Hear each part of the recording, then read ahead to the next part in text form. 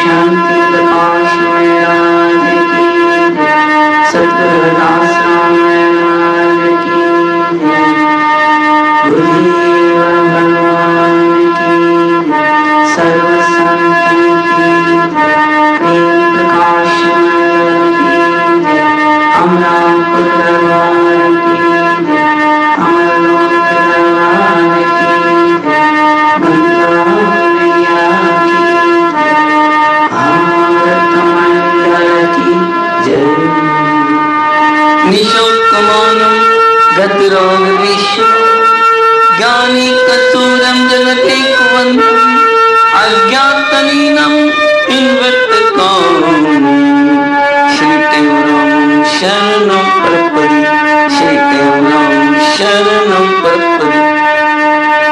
सर्वानंद प्रदातारं सर्वानंद विकास सर्वानंद वितारं च श्री सर्वानंदं नमामि श्री सर्वानंदं नमामि।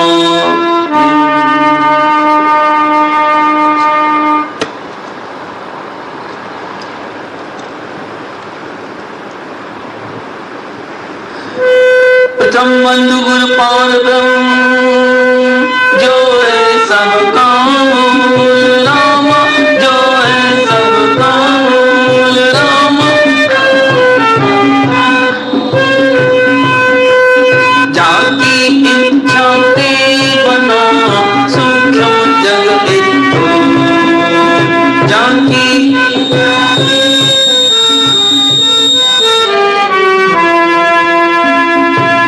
हरिहर भक्त गणेश कुंज शारद मात मना जाके पद वंदन की सर्व विघ्न मिट जाए। सतगुरु के पद पदान का लेकर मैं आधार कहते हूँ संसार में शोध लिया निज सावधान होके सुनो प्रीतम प्रीत लगा। शिखर ध्वज चूड़ाला की शिखर ध्वज कथा कहूँ मैं गा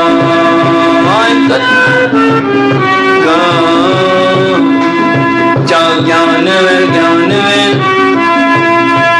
ज्ञान वैराग विज्ञाना है पुण्य पत्रविद धर्म प्रधाना है। जितनी जग नर नारी है इसके सब अधिकारी है। कहते हूँ जो सुन विचार पावे सो जन मोक्ष द्वारे। मात गर्भ पीर न आवे मात गर्भ अजर अमर घर माए कमाए अजर अमर घर माए मावे।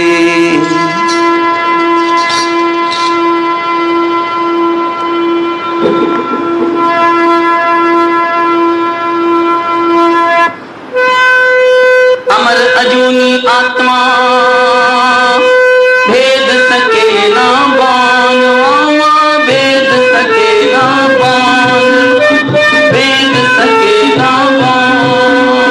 निज स्वरूप कर मैं लखा निज स्वरूप कर मैं लखा। होया अब कल्याण होया अब कल्याण। मैं तू गीत रहता हूँ मुझ में गुरनाना शांत रूप चित से रहूं स्थित आत्मा। सोई आत्मा है अद्वैता कब परिणाम न पाते हैं। बहुत रूप को धार रहा है ज्ञानी संत सुनाते हैं। जैसे बालक माटी लेकर हस्ती आग बनाते हैं। बुद्धिमान को रूप एक है मूर्ख भेद बताते। जैसे यह संसार अज्ञ को नाना होकर भासत है। ज्ञानवान को अंतर बाहर ज्ञानवान को आत्म एक प्रकाशक है आत्म एक प्रकाशक है।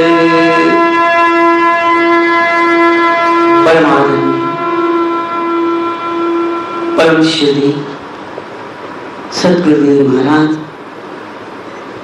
उनकी समक्ष बैठे मेरे आत्मस्वरूप सत्संगियों, प्रेम से श्री राम।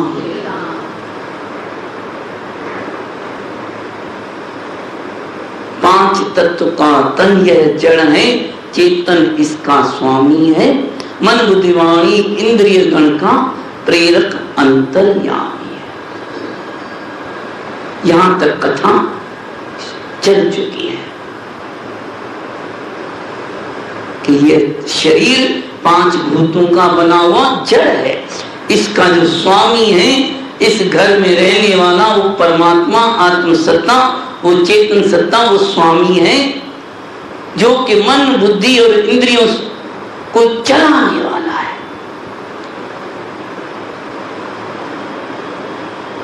राजा शिखरध्वज और माता चुड़ाला को सतगुरु के द्वारा ज्ञान दिया गया और ये बात चल चुकी है कि रानी को ज्ञान जल्दी लग गया, राजा को नहीं लगा, क्योंकि उसका मन निर्मल था, संसार से एकदम उपरांत था। लेकिन राजा का चित्त अभी संसार में अटका हुआ था। तो रानी को पूर्ण ज्ञान ऐसा लग गया, वो अपने आप को क्या समझने लगी, ये अभी बता रहे हैं। वशिष्ठ जी महाराज श्री रामचंद्र जी को कहते हैं और सतगुरु महाराज अपने प्रेम शिष्यों को ये बतला रहे हैं कि रानी को न ऐसा ज्ञान लग गया, अभी वेदांत के विषय है, ये बड़े ध्यान से सुने, मन को एकाग्र करके ये वचन सुनेंगे, फिर विचार करेंगे, तभी लगे। थोड़े ये कठिन है, लेकिन ध्यान से सुनने में समझ में आएंगे। तो रानी को भी कैसा महसूस होता है, वो अपना अंदर का अनुभव मन में विचार कर रही है, बोल नहीं रही है, अपने अंदर की बात जो छुपी हुई बात है वो बाहर नहीं निकालनी चाहिए। वो अपने आप से अपने आप को विश्वास दृढ़ता दिलाने के लिए कि मैं ये रूप हूं, वो अपने अपने आप से बात कर रही है। क्या कह रही है कि अमर अजूनी आत्मा भेद सके ना बान। मैं जो आत्म स्वरूप हूं, मैं ये शरीर नहीं हूं, कैसी हूं, अमर। इस शरीर को कोई भी बाण काट नहीं सकता, कोई भी अग्नि जला नहीं सकती। अजूनी, इसकी कोई जूनी नहीं है कि भाई पशु जूनी, देवता जूनी या मनुष्य, ये जूनी नहीं है इसकी कोई, ये अजूनी है। ये आत्मा, इसको कोई भेद नहीं सकता है। निज स्वरूप कर मैं रखा, ये अपना मैंने निज जो मेरा स्वरूप है वास्तव में, उसको मैंने लखा, मतलब जाना। होया अब कल्याण, अब मेरे को आनंद हो गया, कल्याण हो गया। जिस निमित्त ये शरीर मिला वो मेरा काज हो गया। संत महापुरुष आके हमको ज्ञान सुनाते हैं और हमारा उद्देश्य क्या है, उस ज्ञान को ग्रहण करके उस अपने स्वरूप को जानना, यही लक्ष्य होता है। गुरु का ज्ञान, गुरु की पूजा का भी लक्ष्य क्या होना चाहिए, उस परमात्मा की प्राप्ति। ऐसी जो पूरी श्रद्धा से करता है तो वो निज स्वरूप को लगता है। अब कहती है क्या है कि मैं तू ते में रहता। अब मैं और तू की मेरे में कुछ बात नहीं है कि भाई मैं हूं और तू है, कि मैं स्त्री हूं तू पुरुष है, या मैं शरीर हूं तू कुछ और है, या तू है और या मैं हूं। अब ये तू और मैं का रगड़ा ही मिट गया उसका। मुझ में कोई फुरना नहीं, मेरे अंदर फुरना है ही नहीं। आत्मा के अंदर, परमात्मा के अंदर कोई फुरना है नहीं, और वो शांत रूप चित्त से रहूं स्थित। अब मैं अपने आत्म स्वरूप, शांत स्वरूप चित्त चित्त को उसमें स्थित रखूं। अपनी शांत जो चुप स्वरूप है, वास्तव में हमारा स्वरूप पता है क्या है? चुप स्वरूप है। उसमें न आना जाना, सोचना विचारना, करना न करना, भाव अभाव, चाह अचाह कुछ है ही नहीं, कोई संकल्प है ही नहीं। ये उस दिन बताया था ना, मेलाप से होता है। परमात्मा और प्रकृति के मेलाप से सृष्टि पैदा हुई है, और ये प्रकृति से हम न्यारे, हमारा स्वरूप, हमारा संबंध परमात्मा के साथ है। इस शरीर का संबंध प्रकृति के साथ है। ऐसी चुप जिसने अपनी साध ली, ये मौन रखते हैं ना संत महात्मा, क्यों रखते हैं? इस चुप साधन को साधने के लिए। परमात्मा, एक बात ध्यान रखें, किसी भी साधन करने से कितनी भी मेहनत कर लो, कुछ भी कर लो, परमात्मा प्राप्त होने वाला नहीं, और नहीं करने से भी मिलने वाला नहीं। भाई एक कहे कि चलो भाई मैं ये जब करता हूं तब करता हूं, बहुत सारी साधनाएं करें, कोई जरूरी नहीं परमात्मा मिल ही जाए। और कोई मन में मैं ये भी नहीं करूं, मैं ये भी नहीं करूंगा, मैं भी ये, भाई मेरे को ये छोड़ना है, संसार से छोड़ना है, ये करना है, मतलब सबको छोड़ने की बात करे, ये भी नहीं करूं, ये भी नहीं करूं। उस नहीं करने में भी उसको शक्ति लगानी पड़ेगी ना। भाई कोई विषय सामने आता है, कोई भोग सामने आता है, उसको नहीं लेने के लिए मन के ऊपर कंट्रोल करना पड़ेगा, इंद्रियों को रोकना पड़ेगा, ये भी क्रिया हो गई ना। देखो, काम करना भी क्रिया है, काम नहीं करना भी क्रिया है। अजीब बात है ये, क्योंकि नहीं करने के लिए भी मन को तैयार करना पड़ेगा। भाई कहीं नहीं जाना है, भाई मैं तो नहीं जाऊंगी, नहीं जाऊंगी, बस कोई कहे मैं नहीं जाऊंगी, इसको भी कर्म करना पड़ता। लेकिन परमात्मा की प्राप्ति में न तो कर्म करने से मिलेगा और न कोई कर्म छोड़ने से मिलेगा। ये अजीब बात क्यों? क्योंकि परमात्मा अगर न कोई दूसरी जगह हो या कोई बनाने की बात हो तो उसको तो बनाए और प्राप्त करें। परमात्मा तो स्वतः है ही है, जो हमारा स्वरूप है वो तो है ही है, उसमें न कोई खत्म हुआ, न कोई गया कहीं, न कोई आया, वो वही का वही है। केवल हमारी विवेक की बात बच जाए, स्वीकार कर ली, जैसे गुरु ने मंत्र दिया है ना, वो बात स्वीकार कर ली कि भाई मैं परमात्मा का ही स्वरूप हूं। इसको मन विवेक से, विवेक द्वारा केवल ये स्वीकृति हो जाए, ये कर्म नहीं है कि ये जान पड़ जाए हमको कि मैं आत्मस्वरूप हूं। देखो ये जो कथा चली है, ये कथा, अब देखो ये राजा और रानी संत के पास गए, कोई जान पहचान नहीं थी, देखा उसको, भाई बहुत अच्छा संत है, ब्रह्मज्ञानी है, नाम लिया, शिक्षा ली, चले आए। कोई वहां बैठ के अटके, कोई क्रिया की, कोई उनकी सेवा में लगे, कोई यहाँ पर उसकी मूर्ति का, गुरु की मूर्ति का ध्यान भी नहीं किया। देखो अजीब बात है। लेकिन अभी समय ऐसा है कि ये बहुत पुरानी बात, त्रेता युग की, तो उस समय तो मन जल्दी लगता था, अभी नहीं लगता है, तभी अभी मूर्ति का ध्यान है। तो उन्होंने क्या किया? सिर्फ ज्ञान प्राप्त किया।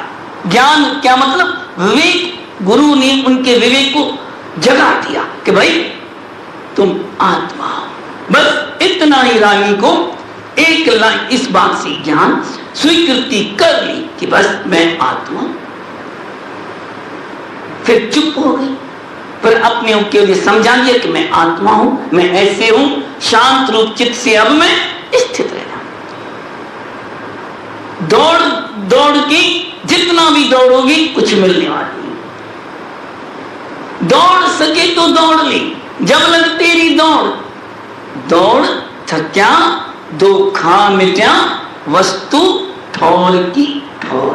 वस्तु वही है, कंगन वहीं पे था।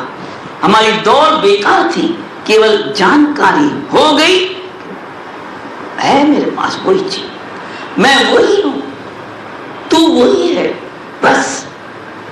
ऐसा चुप का साधन सर्वश्रेष्ठ है। सहज अवस्था बोलते हैं इसको। चुप के साधन को कोई विचार ही नहीं आए, कोई संकल्प विकल्प ही नहीं मन में आए कि कोई संसार है, कोई माता पिता है, कोई स्त्री पुरुष है, कोई पशु पक्षी है, कुछ मेरा नाम भी है, या कोई मन में किसी काम के वक्त सहज में जो हो रहा है होने तो बस। मेरा उससे कोई संबंध नहीं है। मैं तो आत्म स्वरूप हूं, साक्षी स्वरूप हूं। साक्षी वाला कुछ सोचता ही नहीं है, वो तो केवल देखता रहता है। ऐसा जिस चुप का साधन सबसे श्रेष्ठ सहज अवस्था बोलती। सहज अवस्था हमारी यज्ञ से, हमारे तप से, समाधि से भी ऊंची चीज है ये। समाधि में भी जाएंगे ना तो समाधि में वापस आएगा जो योगी, तो वापस संसार में आएगा ना, फिर क्रिया उसकी पकड़ लेगी उसको।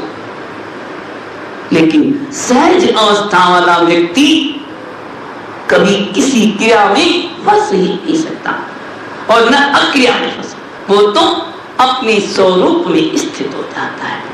ऐसी अजीब लीलाएं कहते हैं, शांत रूप से चित्त आत्माएं में अपनी मौज में रहूं।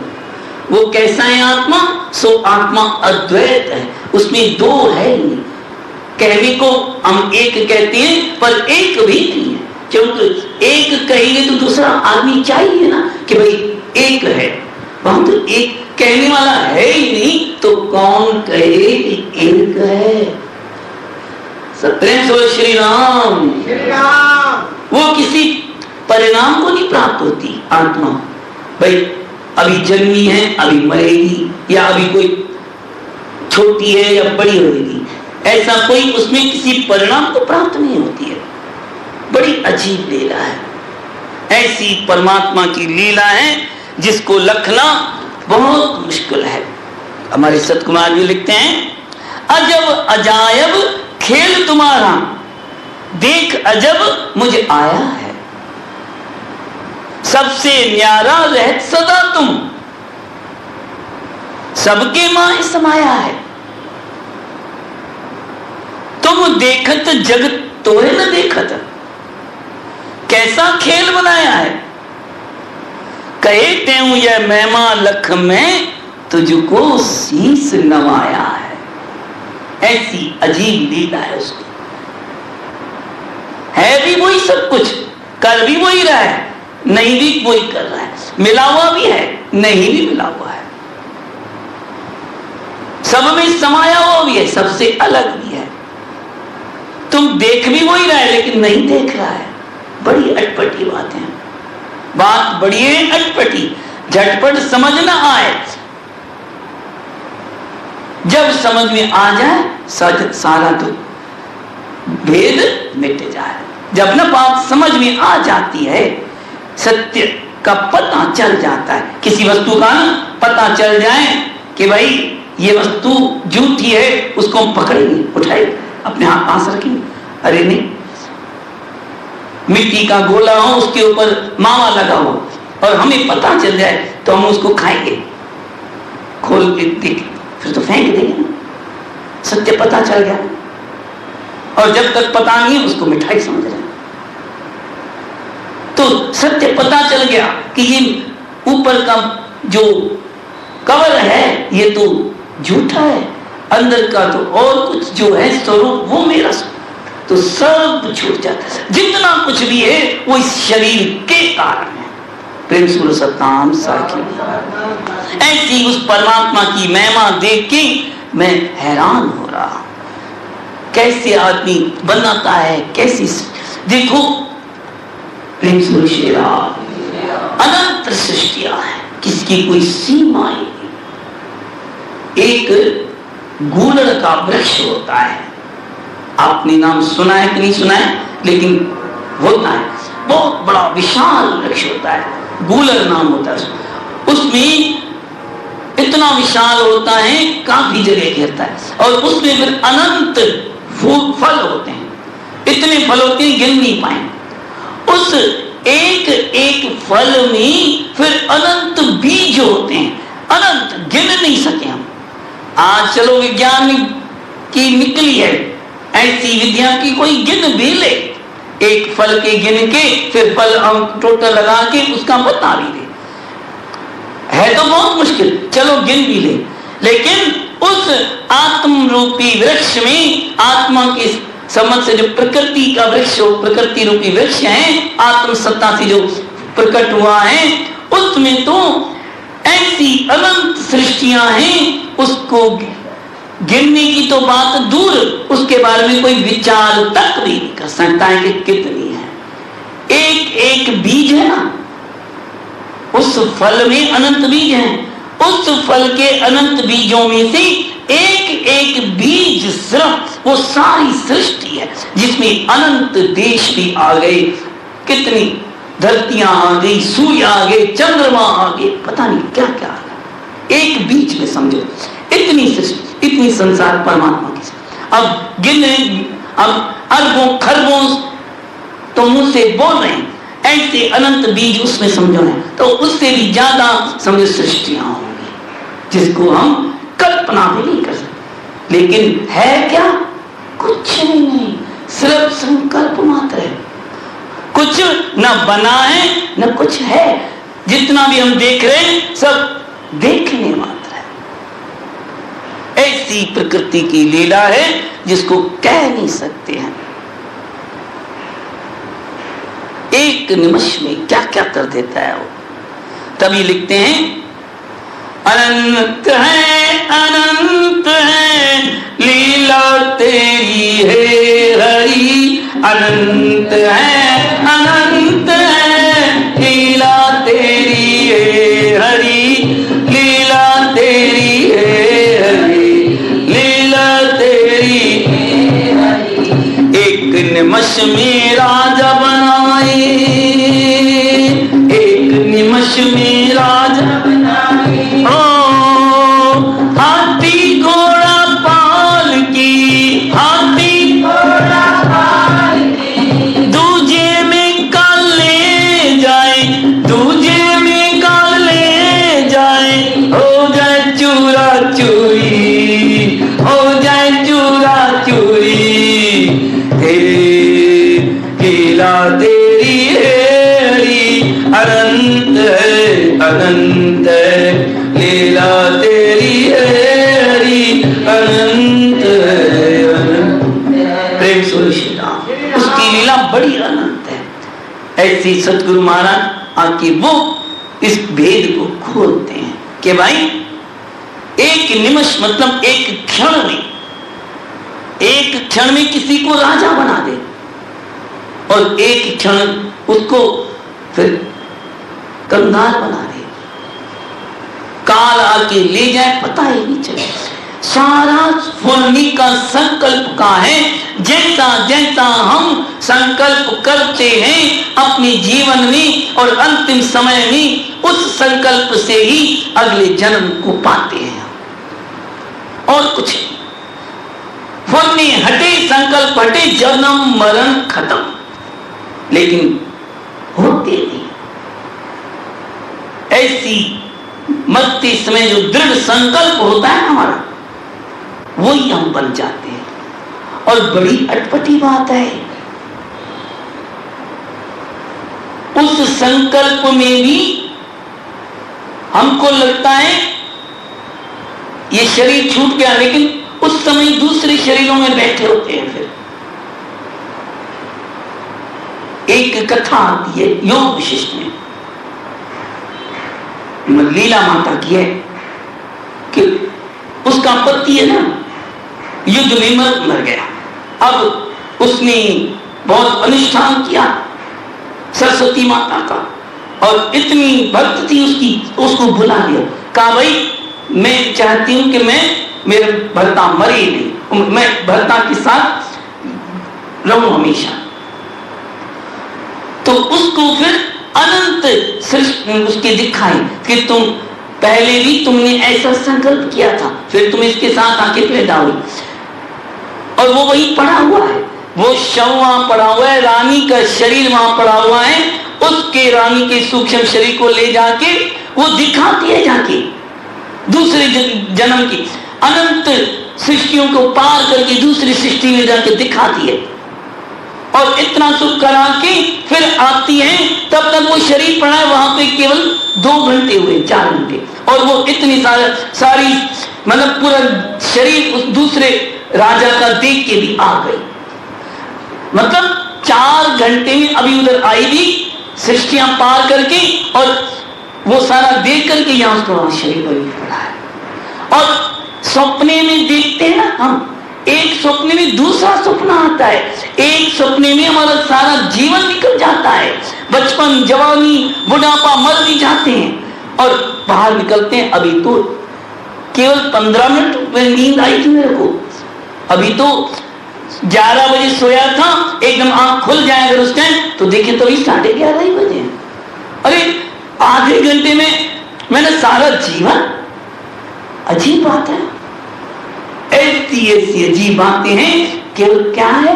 संकल्प मात्र, तो कुछ है नहीं, लेकिन फुल्ली संकल्प के कारण दिखता है। तभी कहते हैं कि बहुत रूप को धार रहा ये, ज्ञानी संत सुनाते हैं, बहुत रूप धारता है ये, और लगता है ऐसा है, लेकिन तभी भी रूप धारा नहीं।